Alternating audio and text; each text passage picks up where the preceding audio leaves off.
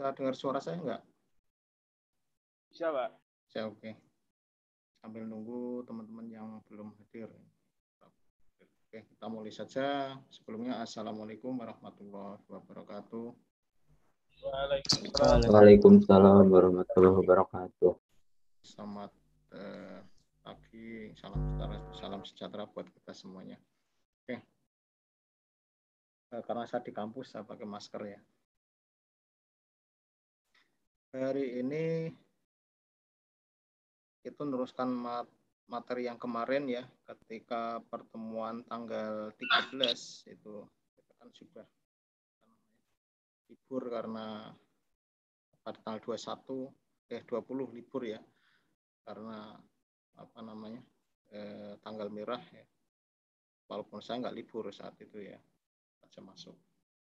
Oke, kita mengulas yang ini dulu sebelum ke materi sebelumnya, yang terkait dengan turunan trigonometri. Ada masalah enggak? Intinya adalah bagaimana Anda membuat sebuah atau mengetahui ya persamaan-persamaan dasar ini ya, karena sebenarnya nanti kalau ke teknik kendali atau sistem kendali ya, atau mungkin ke aplikasi-aplikasi lain itu matematika yang dasar-dasar inilah yang banyak diterapkan. Jadi misalnya kita membahas tentang sistem kendali. Sistem kendali kan yang dibahas itu kan terkait dengan polinomial misalnya. Polinomial itu terkait dengan nanti turunan polinomial misalnya saja. Saya kira itu kan Anda harus tahu dulu. Kalau itu sudah tahu, saya kira tidak ada masalah dasarnya. Sehingga di aplikasi sistem kendali itu menggunakan polinomial, yaitu Anda bisa dengan mudah artinya menerapkan itu. Atau mungkin menggunakan matrik ketika nanti konversi dari state space dan sebagainya ya. Walaupun saya tahu ya di tempat kita agaknya sistem kendali tidak banyak melibatkan matematis ya. Kenapa tidak melibatkan matematis? Makanya ini karena permasalahan historis saja ya. Artinya kalau misalnya Anda di 4 itu kan kebanyakan yang ngajar kan memang orang-orang dari misalnya pendidikan ya. Sehingga ketika Anda menemui dosen yang sebelumnya ngajar tentang kependidikan ya permasalahannya akhirnya tekniknya tidak full, kecuali kalau Anda ketemu seperti yang dosen-dosen memang basicnya itu dari S1 teknik yang murni itu ya, sehingga mereka itu akan menyampaikan hal tersebut secara penuh, artinya betul-betul total ya. Walaupun kita tahu bahwa waktu yang digunakan itu kan sangat sedikit ya, artinya sangat sedikit. Begini, matematika saja hanya 2 SKS, bagaimana mungkin bisa memahami aplikasi-aplikasi matematik yang kompleks ya, karena biasanya kan kalau di universitas yang tekniknya kuat itu matematiknya betul-betul kuat. Oke, kita masuk ke sini lagi. Ini sudah nggak ada masalah ya, ini sudah kita bahas toh ya. Intinya sebenarnya kalau kita sebentar, saya buka pakai ini saja. Oke, seperti untuk oret-oretan.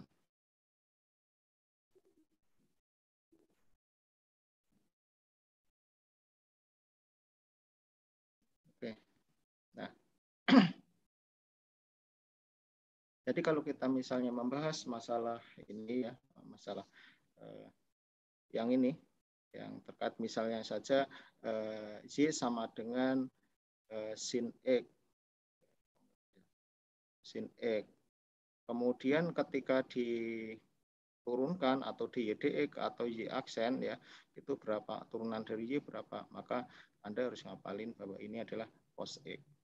Demikian juga ketika Y sama dengan cos X, itu Y aksennya berapa, diturunkan adalah jadi min sin X.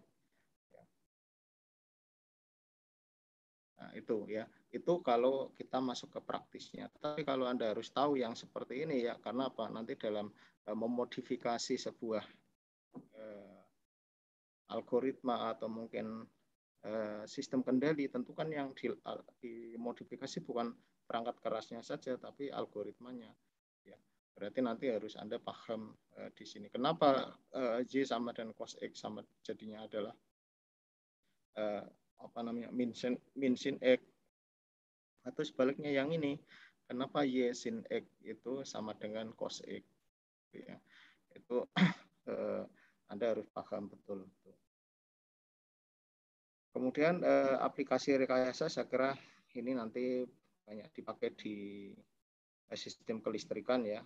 Ya tentunya sinyal lah, bukan hanya sistem kelistrikan, sinyal. Apapun yang Anda pelajari terkait dengan sinyal nanti pasti melibatkan integral, diferensial, ya Laplace, Fourier dan sebagainya. Makanya kenapa 4G berkembang, kemudian jadi 5G, kemudian mungkin nanti jadi 6G ya pada frekuensi handphone ya, itu karena permasalahannya memang yang dibahas itu bukan di hardware-nya, tetapi adalah algoritma tersebut itu yang dibahas adalah di matematikanya dulu, algoritmanya dulu. Kalau algoritmanya sudah bagus, berarti nanti hardware mengikuti. Artinya hardware itu yang membuatkan mesin. Tapi kalau matematikanya sudah bagus ya, di algoritma sudah jelas yang dimodifikasi mana yang di bagian 5G itu yang harus dipahami. Hardware kalau misalnya tanpa software ya tidak akan berjalan. Hardware bisa dibuat ketika persamaan matematis itu sudah ditemukan. Kalau belum ya nggak bisa. Biasanya hanya trial and error. Trial and error tidak akan berkembang cepat. Ya seperti yang mungkin saya sudah cerita ke kelas Anda atau kelas lain ya, ada pesawat terbang yang gagal ya, padahal sudah dibuat bagus, dia terbang tetapi ternyata banyak kecelakaan yang terjadi. Dia hanya di perusahaan-perusahaan kecil tapi perusahaan besar sekelas Boeing ya. Oke, kita langsung masuk ke integral kalau yang nggak ada masalah. Nanti kita bolak-balik ke turunan juga ya, karena turunan kan masih dasar saja. Integral juga masih dasar saja. Kita mempelajari salah satu bagian dari bagian utama kalkulus, ya, yaitu kalkulus diferensial. Jadi ini masih terkait dengan diferensial. Nah, kalau kita membahas diferensial ya, maka ada lagi yang namanya kalkulus integral. Kenapa kok dinamakan integral ya? Ini integral sendiri mengandung dari kata integrasan ya, integrasan atau keseluruhan, atau integral artinya keseluruhan. Nah, istilah mengintegrasi bisa berarti menunjukkan keseluruhan. Nah, makanya kalau kita menghitung sebuah volume benda yang tidak beraturan, ini bisa saja menggunakan sebuah persamaan integral, karena ada batas-batasnya. Maka nanti kita bisa mengatakan ada integral tertentu, ada yang kemudian atau mengetahui. Nah, sekarang ini sudah dibahas di SMA, maka kita banyak mengulas saja ya. Sehingga nanti kalau kita masuk ke aplikasi-aplikasi ini banyak kita paham. Nah, misal saja di sini ya, sebuah fungsi f(x) yang diketahui, kita diminta mencari suatu fungsi y sedemikian rupa sehingga dalam rentang nilai y tertentu, misalnya rentangnya adalah antara A dan B, ya. X itu memiliki rentang A dan B, atau A kurang dari sama dengan X kurang dari B. Berarti rentangnya ada di A dan B atau batasannya. Nah, sehingga dipenuhi persamaan sebagai berikut, dy per dx sama dengan fungsi f. Fungsi f terhadap x. Fungsi f(x). Nah, sekarang persamaan ini ya, persamaan dy per dx sama dengan fx ini ya, itu menyatakan turunan fungsi sebagai fungsi x ya. Sehingga dalam beberapa hal ia mungkin juga merupakan fungsi x dan y atau disebut persamaan diferensial. Nah, sekarang sebagai contoh berikut ini. Contoh saja di sini. D per dx sama dengan 2x kuadrat plus 5x plus 6. Kemudian untuk yang ini order ya. Kemudian kita lihat d kuadrat z per dx kuadrat tambah 6xy dy per dx sama dengan 3x kuadrat kalikan y kuadrat sama dengan 0. Nah, sekarang sama tidak persamaan ini? Beda, oke ya. Nah, kita akan yang akan kita bahas ya mengenai bentuk persamaan diferensial sebagai contoh berikut. Nah, sekarang tadi sudah saya sampaikan bahwa ada integral tak tentu dan ada integral tak tentu. Nah, intinya adalah di batasnya. Oke ya. Maka kalau kita bahas yang pertama adalah integral tak tentu, kemudian di sini ada tadinya dibahas ada integral integral tentu.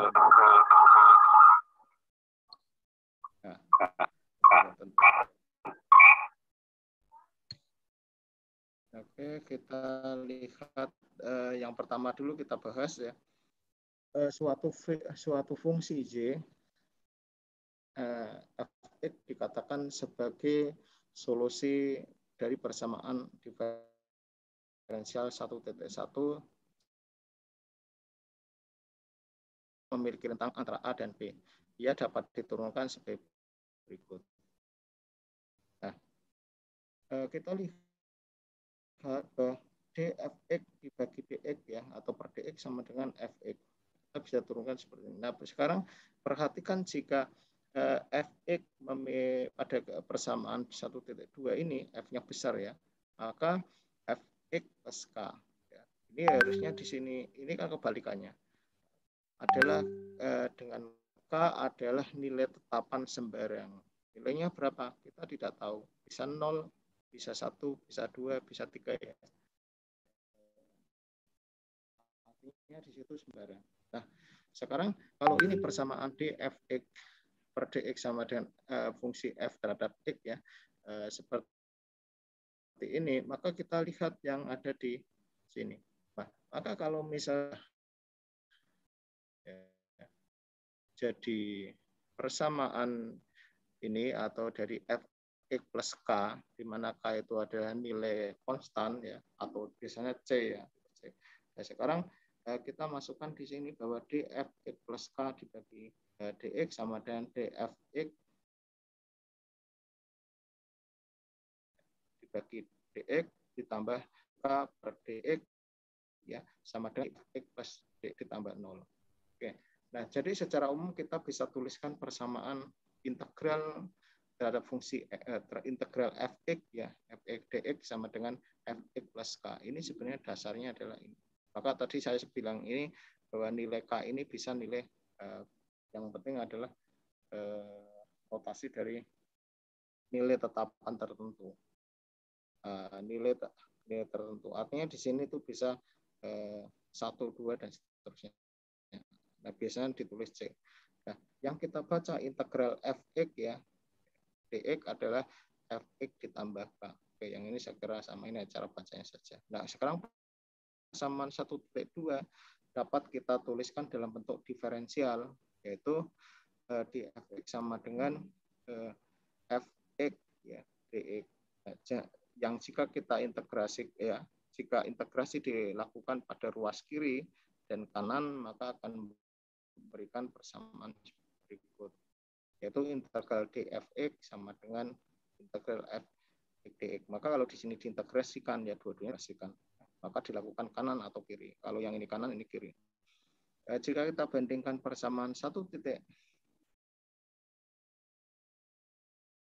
yang ini ya, kemudian dan yang ini, kita dapat menyimpulkan bahwa integral fx ya sama dengan fx plus k. Ini kan masih dasar-dasarnya ya. Oke. Nah, jadi integral dari diferensial suatu fungsi atau fungsi itu sendiri ditambah suatu nilai tetapan. Nah, nilai tetapannya berapa kita tidak atau kita belum perhatikan itu ya. Integral semacam ini disebut integral tak tentu. Masih ada tetapan k yang harus dicari. Nah, kita kita ambil contoh sebagai berikutnya. Kita cari solusi persamaan ini. dy per dx sama dengan 5x pangkat 5x pangkat 4. Nah, sekarang kalau kita tuliskan persamaan tersebut dalam bentuk diferensial, ini kan dipindah. Artinya yang tadinya dy itu sama dengan dx pangkat 4 dx dikalikan dx. Karena ini akan pindah ke sana, atau sehingga menjadi persamaan ini. Nah, sekarang menurut relasi 9 titik pada bab 9. Oke, kita lihat bahwa di sini kita bisa ketahui ya, dx pangkat 5 sama dengan 5x pangkat 4 kali dx. Kenapa ini pangkat ada x-nya? Ya, x pangkat 5, kemudian dx pangkat 4 per dx. Y-nya berapa? Kalau misalnya di sini dy seperti ini, kemudian itu di sini adalah seperti ini, y-nya ketemunya berapa? Oke, kita itu lompat dulu aja, karena ini katanya dengan materi sebelumnya. Oleh karena itu ya, kita lihat bahwa y sama dengan integral 5 ya, karena ini kan x pangkat 5 yang dimasukkan. X pangkat 4 dx ya sama dengan integral dx pangkat 5 ditambah x pangkat 5 ditambah k. Nah, saya kira ini bisa ketemu. Ya, namanya kan kebalikan dari diferensial, kan kebalikan dari diferensial. Sehingga kalau misalnya 5x pangkat 4 dx itu kan sama dengan 5 dibagi 5 x berapa? Pangkat 5. Pangkat 5 pangkat 4? Pangkat 5 dx. Sehingga kalau ini 5 dibagi 5 itu ketemunya kan 1. Sehingga 5x pangkat 5 plus c atau plus k ya. Oke, ini saya kira nanti kita komparatif dulu. Sekarang kita cari solusi persamaan sebagai berikut. dy per dx sama dengan x pangkat 2 atau x kuadrat akar z. Sehingga kita tuliskan dalam bentuk diferensial, yaitu ini bentuk diferensialnya dy x pangkat 2 atau x kuadrat akar z dikalikan dx. Ini bentuk diferensialnya. Nah, karena ini pindah ke sana. Dan kita kelompokkan peubah dalam persamaan ini sehingga ruas kiri mengandung hanya peubah tidak bebas y dan ruas kanan hanya mengandung peubah bebas x. Jadi kalau kanan hanya sebelah x saja, kalau yang z sebelah kiri saja. Jadi yang ini sebelah kiri, yang ini sebelah kanan. Tetapi masalahnya kan di sini masih mengandung z, nilai z. Nilai z inilah yang masih ada di sini. Sehingga bagaimana nilai z ini dirubah ke sebelah kanan atau disamakan. Nah, proses ini kita lakukan dengan membagi kedua ruas dengan akar z. Ya, sehingga kalau misalnya dy per akar z ya, ini kan jadinya seperti ini. dy dibagi akar y sama dengan berapa? X kuadrat akar z dx ya bagi akar y. Nah, sehingga kalau kita coret, maka di sini kan tinggal hasilnya adalah seperti ini. Nah, maka yang jadi permasalahan di sini berarti kan masih ada permasalahan, yaitu yang di sini itu dy per akar z sama dengan x kuadrat dx. Kan hanya tinggal itu saja. Nah, masalahnya sekarang bagaimana? Ini kan akar y, sehingga bagaimana ini dikembalikan lagi. Ya, artinya dirubah menjadi persamaan sehingga hasilnya nanti akan jadi seperti ini. Ya. Sehingga hasilnya adalah Y min dikalikan DY dan DX kuadrat plus DX. Sehingga ruas kiri memberikan diferensial yang ini ya. Kemudian kalau ini diturunkan, kemudian sama dengan Y pangkat min setengah DY ya.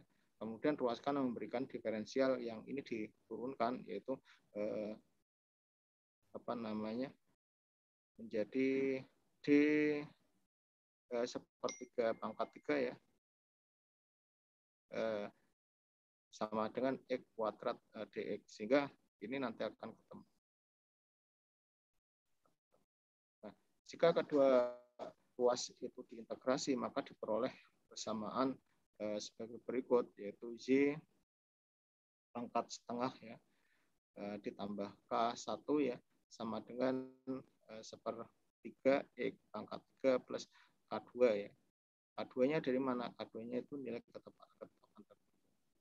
Ya, sehingga 2Y pangkat setengah sama dengan sepertiga X pangkat 3 ditambah K2 ya min K1 ya. Ini kan diturunkan ya. Karena kita cari ini K1 atau sama dengan ininya dipindah ke sana. Ya, sehingga jadi min K1. Hingga ketemunya adalah sepertiga X pangkat 3 plus K. Ya. Sehingga nanti ini sudah ketemu. Nah, dua contoh telah kita lihat ya dalam proses integrasi seperti atas terasa adanya kerugian untuk memiliki kemampuan menduga jawaban. Jadi ada kata menduga, mengasumsikan, memprediksi. Berapa hal tersebut di bawah ini dapat memperingan upaya pendugaan. Nah, ini sebenarnya yang diduga yang mana? Ya, karena ada nilai K ini. Ya, integral dari suatu diferensial DJ adalah Y ditambah konstanta sembarang K. Jadi kita upaya pendugaan dugaan itu dilakukan seperti ini. Bahwa integral Y sama dengan Y plus K. Kemudian suatu konstanta yang berada di dalam tanda integral dapat dikeluarkan. Jadi kenapa kok ini dikeluarkan? Contoh saja di sini. Nah, ini kan integral A dy. Nah, sekarang kalau nilai tertentu itu dikeluarkan, ini kan bisa dipindah. Ya, sehingga A integral dy. A-nya nggak usah diintegralkan. Yang diintegralkan adalah dy.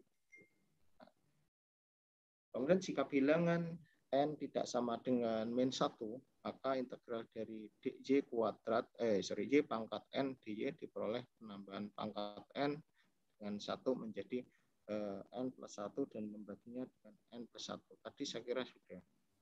Jadi contoh yang ini pangkatnya dinaikkan, kemudian pembaginya dinaikkan.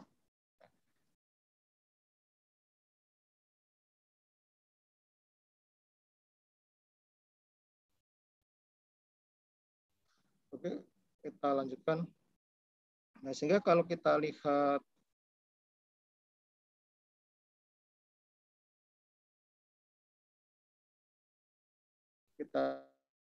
di sini ya, contoh saja di sini ya, itu rumusnya integral Y pangkat n dy ya sama dengan ini sebenarnya ini yaitu Y n plus 1 dibagi dengan n plus 1 ya. Ini sebenarnya rumusnya ini. Tetapi kan kadang penulisan plus K ya. Tapi ada catatan bahwa n tidak sama dengan 1 atau min 1. Kenapa kok? Karena kalau n min sama dengan min 1, maka yang terjadi bisa 0.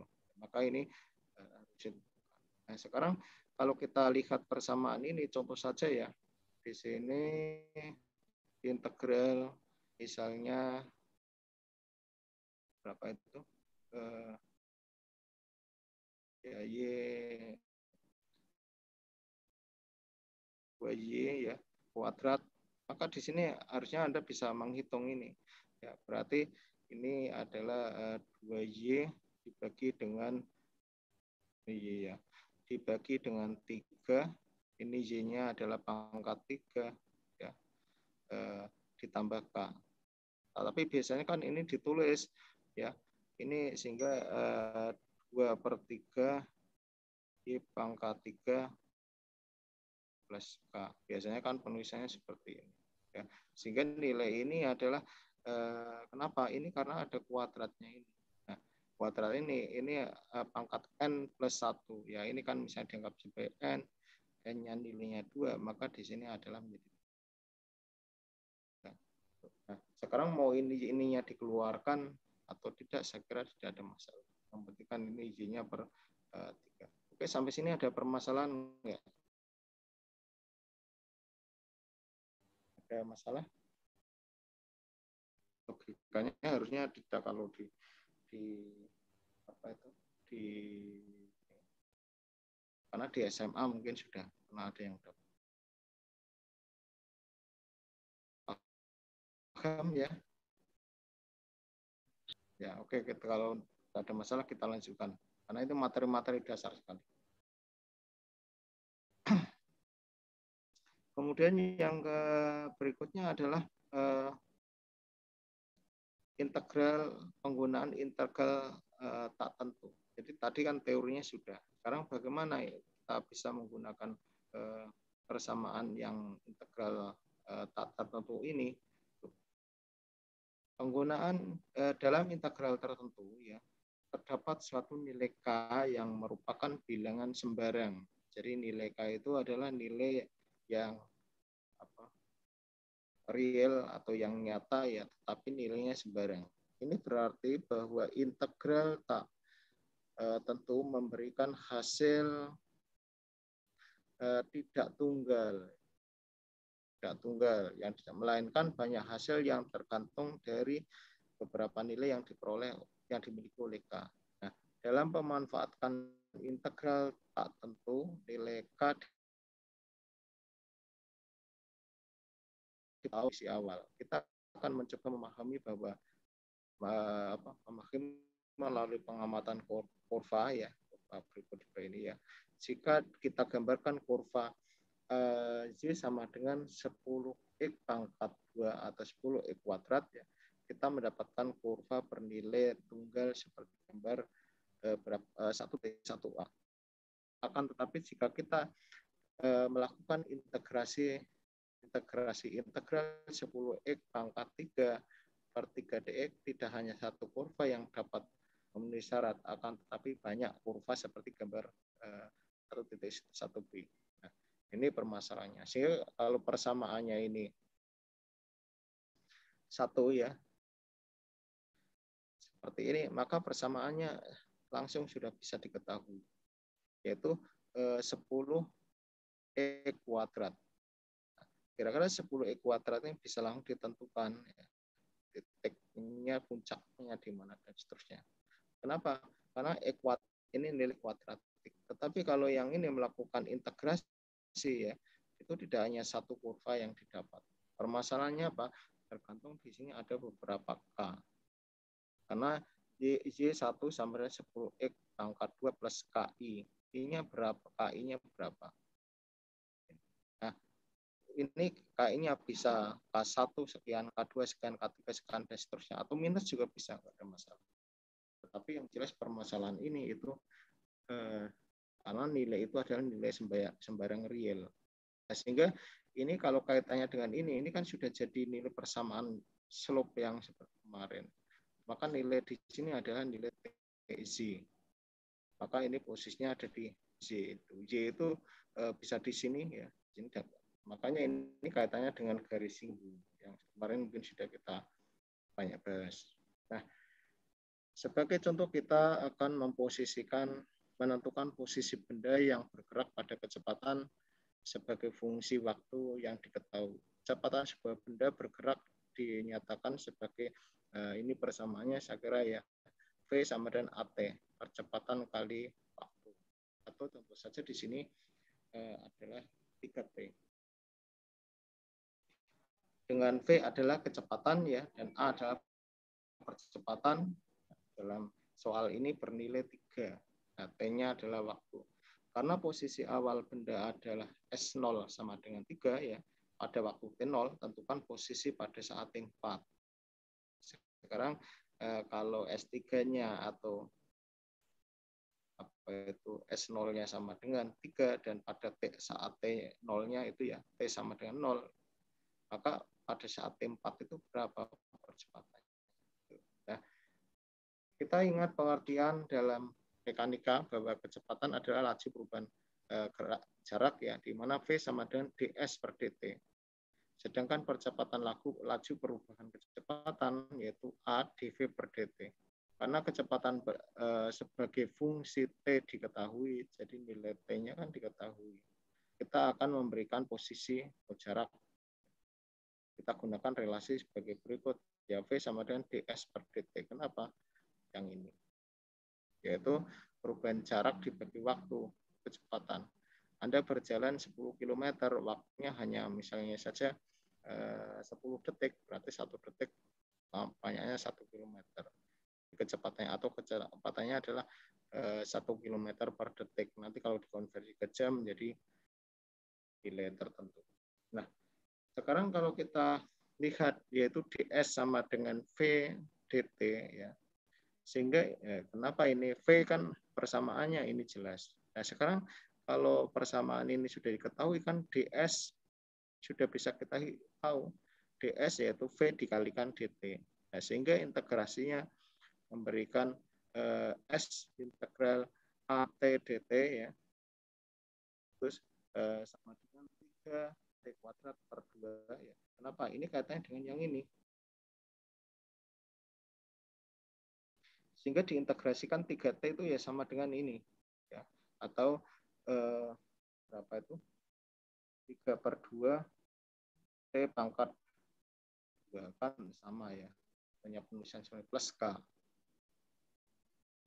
Karena diintegrasikan.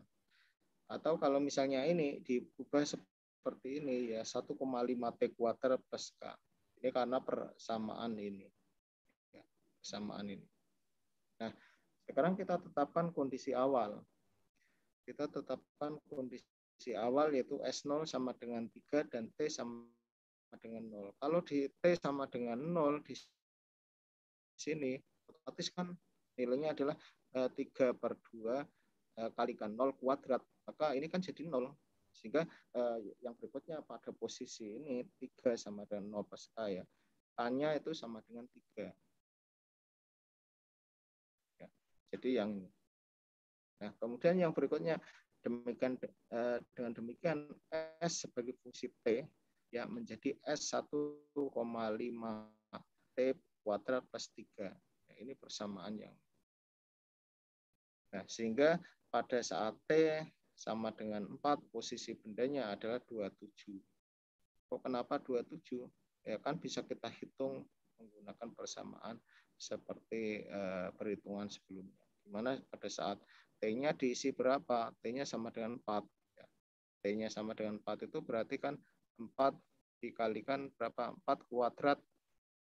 4 kuadrat itu 4 kali 4, 16. 16 dikalikan berapa itu? Dikalikan 2 per 3, 1,5. Ya, berapa ini? 24, Pak. 24 ya. Oke. Ini 24 ya. Berarti 24 ditambahkan 3 karena K-nya sudah ketahui. Berarti ketemunya 27. Sehingga ini nanti bisa Anda hitung sendiri. Contoh-contoh ini. Ini kan contoh yang sederhana. Kemudian bagaimana kalau kita memberikan contoh lain ya, misalnya saja luas sebagai sebuah integrasi atau integral. Sekarang kita akan mencari luas bidang yang dibatasi oleh suatu kurva ya, di mana Z sama dengan Fx, sumbu X garis vertikal X sama dengan P, kemudian X sama dengan Q. Nah, sebagai contoh pertama kita ambil fungsi tetapan Y sama dengan 2. Seperti gambar pada 1.2 yang ini. Di mana kita tahu bahwa yang akan dihitung luasannya adalah mungkin yang di arsir ini. Nah, kita lihat aja, jika luas dari P ya, sampai X, P sampai X kemana? Yang ini. Nah, adalah APX. Jadi ini adalah luasannya APX ya. Kita mencari fungsi pertambahan luas delta PX. Jadi luas perubahannya, yaitu penambahan luas jika X berubah menjadi del X menjadi delta X. Jadi Anda hitung luasannya berapa jika X-nya itu terjadi perubahan atau terjadi penambahan. Nah, kalau garis segi 4 seperti ini atau luasan segi 4 ini, saya kira mungkin tidak ada masalah. Tidak usah pakai integral pun sebenarnya nggak ada masalah. Tapi ini kita contohkan yang simple. Maka kita dapat menggunakan fungsi penambahan tersebut mulai dari X sama dengan P dan X sama dengan Q ya, untuk memperoleh APX. Jadi ini ya terkait dengan memperoleh APX. Nah, kemudian yaitu luasnya P sampai Q yang dihitung dari sini sampai sini.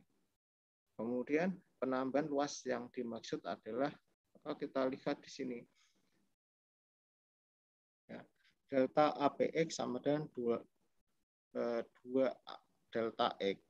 Kenapa? Ini delta perubahannya, perubahan yang terkait dengan delta APX itu sama dengan 2 kali delta X. Delta X-nya mana? Yang ini delta X ya. Sehingga mestinya ya perubahan antara ini. Atau delta APX ya, yang ini ya, dibagi dengan delta X sama dengan 2 ya, sama dengan Fx ya. Jika delta X diperkecil menuju 0, maka kita akan dapatkan nilai atau limit ya, limit sebagai berikut ya, mana di situ limit delta X sama dengan mendekati 0 ya, kemudian delta PX dibagi delta X ya, ya sama dengan delta APX ya dibagi DX sama dengan fungsi X ya sama dengan 2. Apa dari 2? Katanya dengan ini. Nah, sehingga kita bisa memperoleh persamaan ini.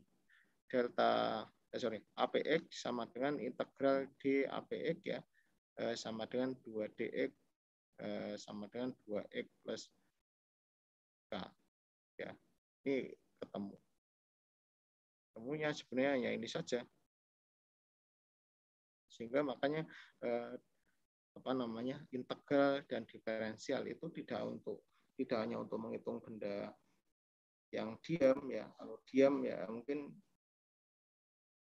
tidak ada masalah, tetapi yang permasalahan bagaimana ketika sebuah benda itu terjadi perubahan atau bergerak ya.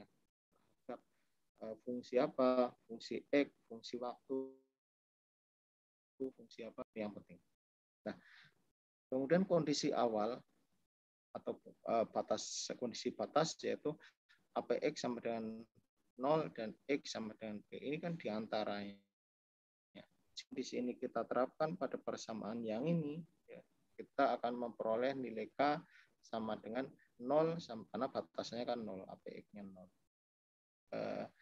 0 sama dengan 2P.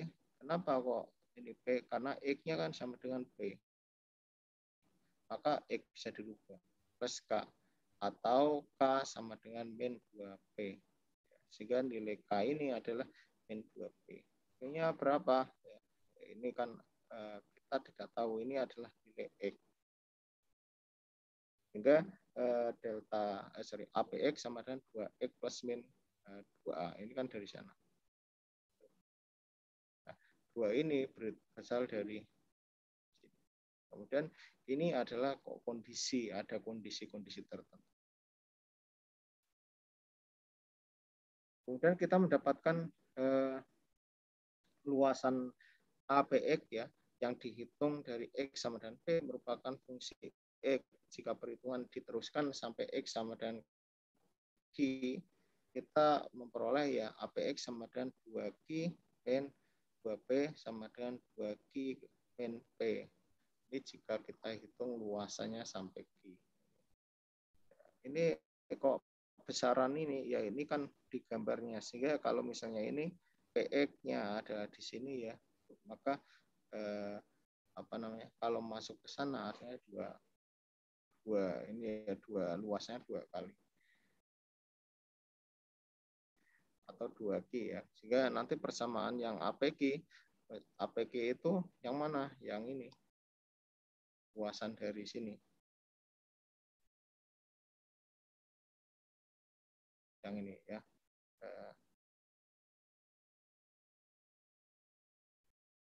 Nggak bisa. Nah, ini luasan dari sini. Nah, titik tengahnya ada di sini. Ya. Nah, kemudian inilah hasil yang kita peroleh yang sudah kita kenal dengan planimetri ya, yang menyatakan bahwa luas segi 4 adalah panjang kali lebar. Dalam kasus ini panjangnya adalah Q min P ya, dan lebarnya adalah 2. Ya, sehingga kalau misalnya kita menghitung secara mudah ya panjang kali lebar saja. Tapi kenapa kita harus pakai integral nih? Karena memang kadang ada hal-hal yang tidak bisa kita hitung ya, gunakan kali lebar saja. Kenapa? Luasannya itu tidak teratur, atau garis yang pada pinggir dan seterusnya itu tidak teratur, sehingga kalau kita hitung menggunakan persamaan panjang kali lebar atau panjang kali panjang ya dan seterusnya ya, itu sudah tidak mungkin lagi ya. Ini misalnya aja sawah di pinggir sungai dan seterusnya.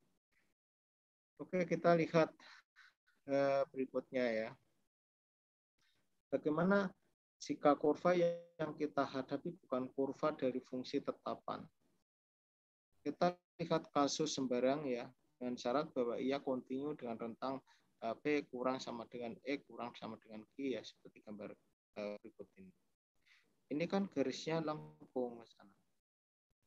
Di sini lurus. Nah, sekarang kalau kita lihat di sini APX itu kan ada di sini. Makanya tadi saya bilang kalau rumus yang seperti ini kan menghitung luasannya ini dan perubahannya. Kalau ini sudah diketahui, saya kira tidak ada masalah. Kenapa harus pakai integral? Kenapa harus pakai diferensial? Wong ini panjang kali lebar sudah bisa ya. Sehingga dengan model yang yang seperti ini saya kira tidak terlalu sulit. Coba sekarang bandingkan jika persamaannya adalah yang kita hitung adalah bentuknya tidak kontinu atau di sini adalah nilainya sebarang. Juga kalau misalnya kita lihat gambar yang ada di sini, ini APX-nya itu adalah P dan X-nya ini. Itu kan garisnya di sana. Kalau yang ini mungkin saja kita bisa hitung pakai trapesium, luas trapesium ya, mungkin apa. Tapi permasalahannya ternyata tidak sederhana itu, karena itu belum tentu garis lurus yang ada di sini. Bagaimana kalau garis lengkung? Nah, sehingga yang pertama kita harus amati bahwa di sini ada A sampai PX, kemudian di sini adalah perubahan APX-nya. Maka kalau namanya perubahan APX-nya ini akan mempengaruhi fungsi X plus delta X, dan kemudian di sini ada fungsi X. X-nya kan di antara ini. Sehingga Y sama dengan Fx ya. Kemudian di sini X plus delta X, di sini kemudian Q, kemudian di sini X. Sampai sini ada kebingungan nggak?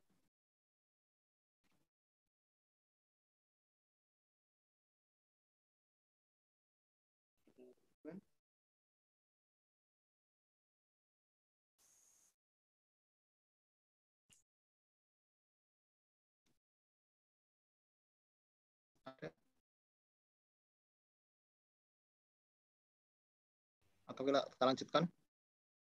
Jangan oh iya, besok minggu depan ujian tengah semester ya, kan belum ujian tengah semester.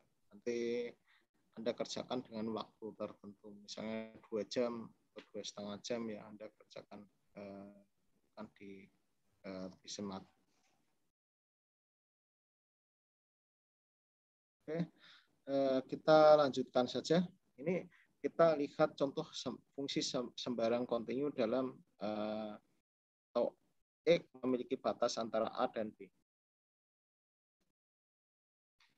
Kita lihat bagaimana solusinya yang ini. Apakah sama dengan yang sebelumnya? ketika menemukan garisnya adalah garis lurus, kita amati saja di sini. Dalam kasus ini, delta Px memiliki dua nilai tergantung dari apakah dalam perhitungannya kita memiliki delta Px ya sama dengan fungsi x delta x atau delta Px sama dengan fungsi x plus delta x kalikan delta x. Namun kita memiliki fungsi sebagai berikut. Sehingga kalau kita lihat yang ada di sini, ini kan kalau kita lihat berdasarkan gambar yang ada di sini. Ini kan kita lihat delta AP, delta PX ya. Delta APX ya, itu ada di sini. Atau perubahannya. Nah, sehingga kalau di sini ada perubahan, maka Anda amati saja yang ada di sini. Ini ada fungsi X plus delta PX. Fungsi F terhadap X plus delta X ada di sini dikalikan delta X. Nah, sekarang kita akan mempunyai fungsi sebagai berikut ya, bahwa di mana delta APX sama dengan fungsi X dikalikan dengan delta X kurang dari fungsi F ya terhadap X0 kalikan delta X. Kenapa? Karena ini kan nilainya dimasukkan kurang dari F plus delta X dikalikan delta X. Jadi ini punya batas. Nah, dengan X0 adalah suatu nilai X yang terletak pada X dan delta X ya. Ini jadi kita lihat nolnya juga ya. Jika delta X kita buat mendekati 0, kita akan mempunyai persamaan sebagai berikut, yaitu delta APX sama dengan fungsi F terhadap X delta X ya, sama dengan F X0 kalikan delta X sama dengan ini. Ketika delta X kita buat mendekati 0. Sehingga dengan demikian kita akan mendapatkan limit, karena ini kasih katanya dengan limit ya, atau batas ya, dengan delta X mendekati 0 ya, yang ini, sehingga delta APX dibagi delta X sama dengan delta APX dibagi delta X sama dengan fungsi F terhadap X atau Fx. Nah, sehingga kita akan memperoleh persamaannya, yaitu delta APX sama dengan integral dari dAPX sama dengan integral dari fungsi Fx dx ya, sama dengan. Jadi nanti penulisan huruf besar yang ada di sini itu sangat berpengaruh. F kecil atau F besar ya. Dan termasuk nanti Laplace. Salah juga ini. Dan memasukkan kondisi awal APX sama dengan 0 dan X sama dengan P, kemudian memasukkan nilai X sama dengan IQ, kita akan memperoleh ya APQ, yaitu FQ min FP ya, sama dengan fungsi Fx ya, dengan batas P dan Q. Maka ini ada batasannya. Atau integral tertentu. Karena sudah ada batasannya, maka ini ada batasan yang ada di sini, yaitu antara P dan Q. Intinya sebenarnya apa? Ketika ingin menghitung luasan ini, bagaimana ya antara P dan Q ini, luasnya berapa? Sebenarnya teknik ini paling mudah dibandingkan trial and error. Nah, kalau sudah ada alat atau tool atau rumus yang sudah ada, kenapa tidak digunakan? Oke, sampai sini ada pertanyaan?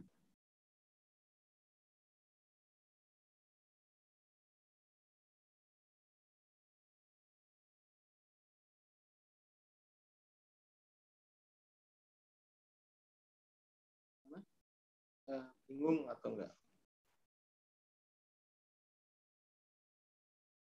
Atau masih bingung? Atau sudah paham?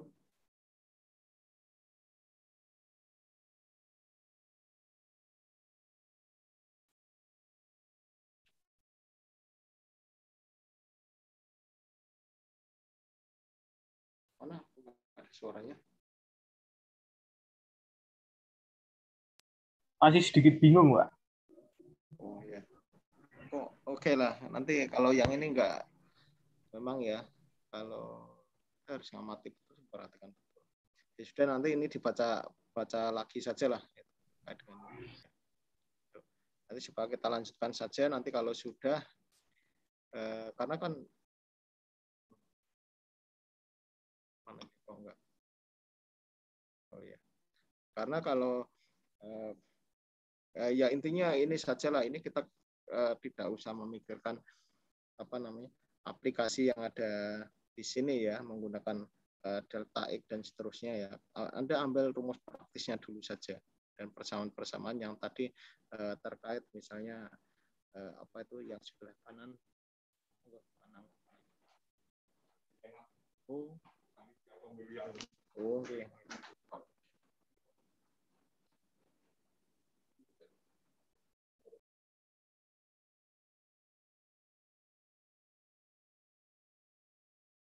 Bentar dulu ya.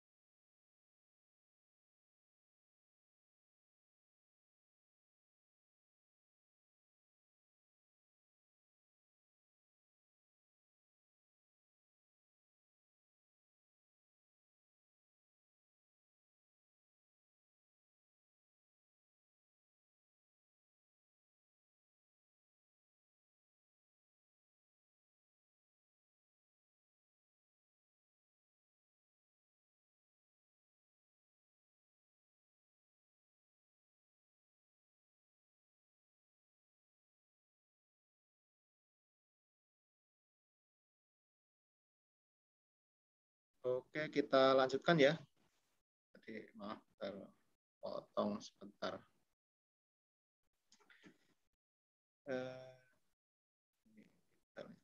Kita masuk ke ya, yang ini saya kira nanti gini saja lah. Kita loncat dulu aja. Loncat artinya nanti kalau kita masuk ke aplikasi ya, kita kembali lagi ke sini. Tapi yang jelas Anda harus tahu dasarnya cara menghitung ini. Cara menghitung integral ya. Itu kuncinya di situ. Jadi kalau diferensial sudah bisa, kemudian integral bagaimana Anda bisa menghitung juga. Kalau misalnya aplikasi masih di sini, Anda kan permasalahannya kan mungkin kebingungannya kenapa harus pakai delta X.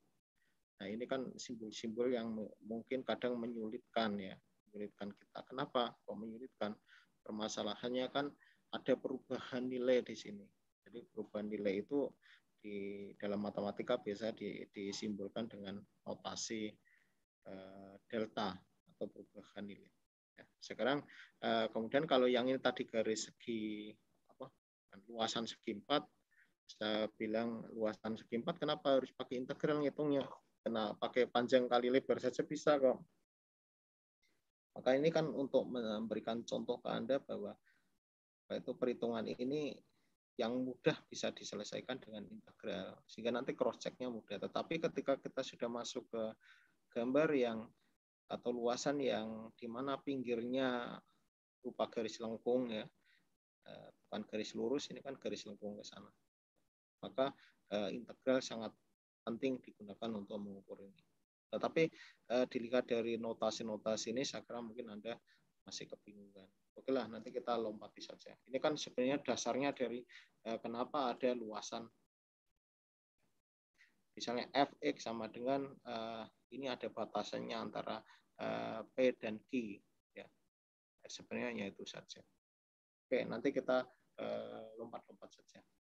Nah, kita masuk ke ini saja, integral tertentu. Integral tertentu sebenarnya punya batasan ini. Kalau yang tadi tidak punya batas. Oke.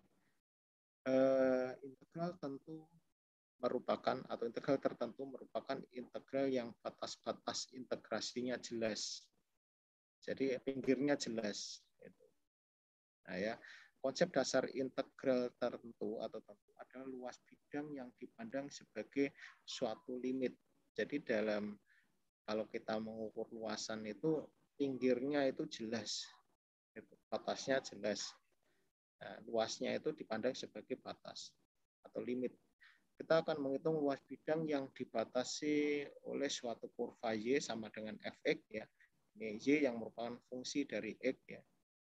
Fungsi F terhadap X, di mana di situ ada sumbu X, kemudian garis X sama dengan P, dan X sama dengan Q, yaitu luas bagian yang diarsir pada gambar 14 titik A.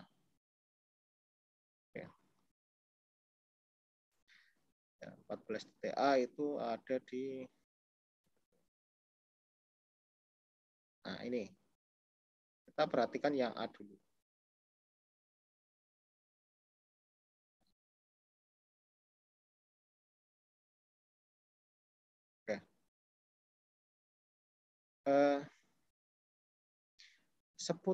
Sebutlah luas bidang ini adalah APQ ya. Kenapa kok dinamakan luasan APQ ya? Karena dianggap aja bahwa itu luasnya antara P dan Q. Bidang ini kita bagi menjadi N segmen atau N. Jadi bidang yang luas seperti ini kan nggak mungkin kita selesaikan secara langsung ya, karena ada garis lengkungnya seperti ini. Tapi kalau masalah ini kan bisa kita hitung, kalau dibagi-bagi dengan model seperti ini kan kita bisa hitung bahwa ini berupa garis yang lurus. Kalau batasnya itu pendek, segmennya itu pendek. Maka ini penting ya, bahwa ketika hanya mengukur luasan yang seperti ini, itu lebih mudah dibandingkan mengukur model yang luasnya itu penuh dihitung seperti ini. Itu lebih mudah. Nah, sehingga kalau misalnya kita menghitung yang merah ini, itu secara secara langsung itu akan kesulitan, sehingga solusinya ya membuat segmen-segmen ini dibagi lagi, segmen seperti ini bagi lagi, ya bagi lagi. Bahkan kadang kalau misalnya ininya terlalu besar, kita bagi lagi segmennya lagi menjadi lebih kecil lagi. Semakin kecil semakin teliti. Maka kalau misalnya ada itu membuat sebuah gelombang sinyal, maka kan dibuatlah sebuah discrete. Ya, nilai discrete ya. Kenapa? Karena kalau tidak discrete ini ya sulit membuat gelombang yang halus itu sulit. Ya. Padahal ini discrete. Oke, kemudian kita masuk.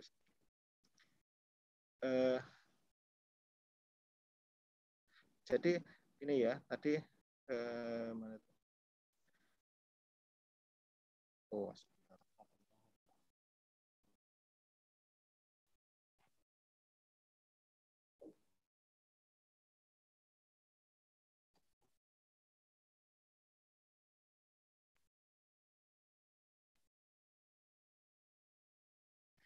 oke, kita lihat ya.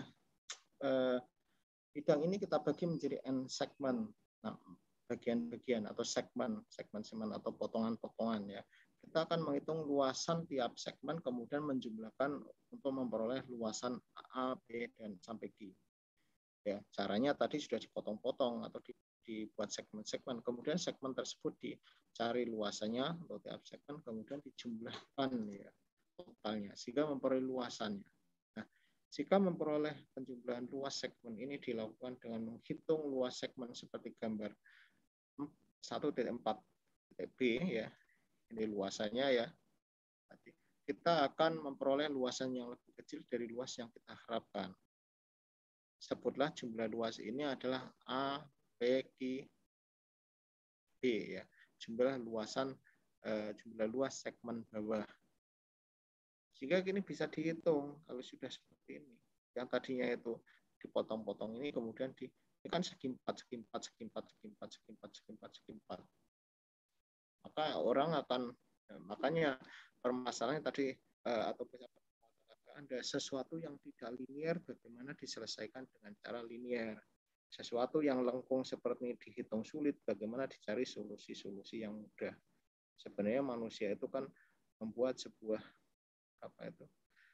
pola yang memang mudah dimengerti oleh atau dipahami oleh otak manusia itu sendiri. Ya, sehingga kalau ini garis lurus dibentuk, ini sulit, maka dibuatlah sebuah segmen-segmen ini. Intinya kan sebenarnya pengen menghitung luasan ini. Ini luasnya berapa toh? Atau sawah yang ada di pinggir sungai itu luasnya berapa, kan hanya itu saja. Maka ini dibuatlah seperti itu. Nah, kemudian kedua macam perhitungan tersebut akan mengakibatkan terjadinya error. Nah, kalau kita lihat cara menghitung seperti ini, yang terjadi apa? Error. Kenapa? Ini ada nilai ini. Ini kan nilai kosong. Pasti error ya. Antara PQB dan PQA ya ada selisih terlihat pada gambar berapa? 1.4 D ya. Maka disinilah yang ini. Yang gambar ini C ya. Itu sudah. Yang D-nya bagaimana? Ini kan ada selisihnya. Nah, sehingga kalau kita sudah menghitung luasan yang ini, oke lah mendekati. Tetapi yang dipermasalahkan ada luasan yang karena ini di garisnya itu. Nah, jika 0K adalah suatu nilai X di antara kedua batas segmen ke X ya, yaitu antara XK dan XK plus delta X, maka akan berlaku sebagai persamaan. Nah, maka ini strategi untuk menghitung luasan dengan integral adalah seperti itu. Nah, aplikasi ini ternyata tidak hanya dimanfaatkan pada mencari luasan, tetapi dimanfaatkan pada pengolahan sinyal. Kenapa? Karena prinsip sinyal itu tadi sudah saya sampaikan adalah bentuknya seperti ini. Bagaimana? Bapak monggo.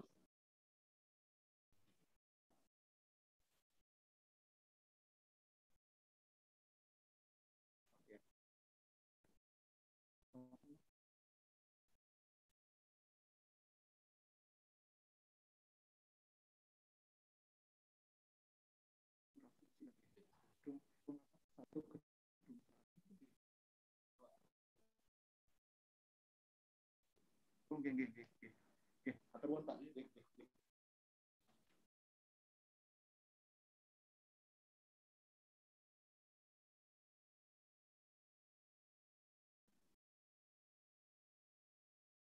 Kita lanjutkan, kayaknya nanti kurang bentar lagi kita nggak kita akhiri karena ada undangan. Oke ya, kita lanjutkan. Ini mungkin solusinya ya, sehingga tadi saya sampaikan ketika ini sinyal apa namanya seperti ini, sinyal yang seperti ini ya tadi itu ya, ini ya, ini itu bisa kita hitung ya dengan model seperti halnya ini pemberhentian segmen, sehingga kalau misalnya ini berlaku pada sebuah sinyal listrik. Nah sekarang kalau misalnya berlaku pada sinyal garis jalur pesawat terbang ya, ini juga bisa diaplikasikan dengan menggunakan ini. Maka kalau Anda belajar terkait integral, saya kira integral dan diferensial itu sangat manfaat sekali untuk menghitung sesuatu yang tidak berupa panjang kali lebar saja, tetapi berupa garis yang memang terjadi perubahan-perubahan di alam ini. Maka kalau Anda lihat apapun ya, kayak misalnya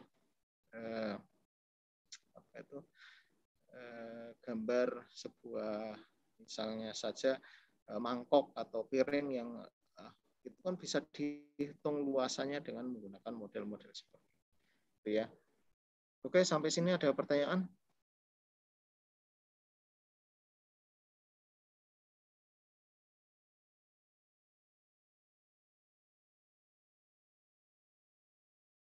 Sampai sini ada pertanyaan?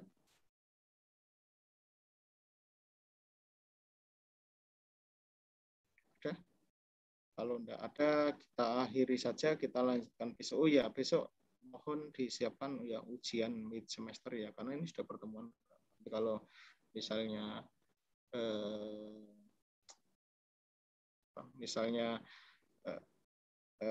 terlambat ya, nanti saya ditagih nilainya kalau belum ada gitu. Ya kita ujiannya online ya, tetap online, terus nanti Anda upload di Bisma, tetapi waktunya tidak terlalu banyak ya. Artinya ya waktunya itu normal. Oke, sampai sini ada pertanyaan? Kalau belum ada, tidak ada, kita akhiri ya pertemuan hari ini. Ini masih kurang 10 menit lagi lah, kurang 20 menit.